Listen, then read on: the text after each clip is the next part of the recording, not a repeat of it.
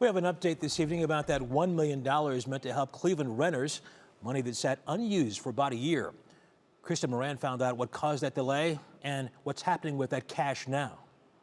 It was supposed to be funding to help struggling renters, but more than a year after Cleveland City Council approved $1 million, the money didn't get out the door. It's just really frustrating when City Council wants to do something to help residents, but the bureaucracy prevents us from being timely in those efforts. Councilman Kris Harsh says the funding was intended to go to United Way of Greater Cleveland to be dispersed for emergency rental help, tenant organizing, and support for legal aid to prevent evictions. But it wasn't until a partner organization reached out to him a few weeks ago asking why they hadn't received any funds that he realized the money was still sitting unused. These funds all had very good, known, understandable uses and reputable partners to spend the funds.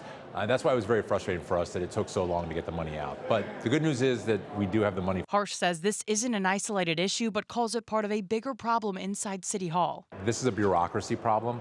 On the City Council side, we're thinking about bringing somebody into our side, the legislative side, to just bird dog these ordinances and make sure that they're getting done at a timely rate. Because this is a problem that not just I have with this $1 million for tenants, but this is a problem that we have for lots of ordinances. And I did reach out to the city about this. A spokesperson says in part the contract was sent to the vendor earlier this week. The city accepts full responsibility for the delays in this process. These are critical dollars that residents are relying on, and we specifically, our Department of Community Development, needs to do better. And United Way of Greater Cleveland told me in an email today it received a contract from the city this week and is looking forward to advancing this important work, Russ. All right, Krista Moran in the newsroom. Thank you.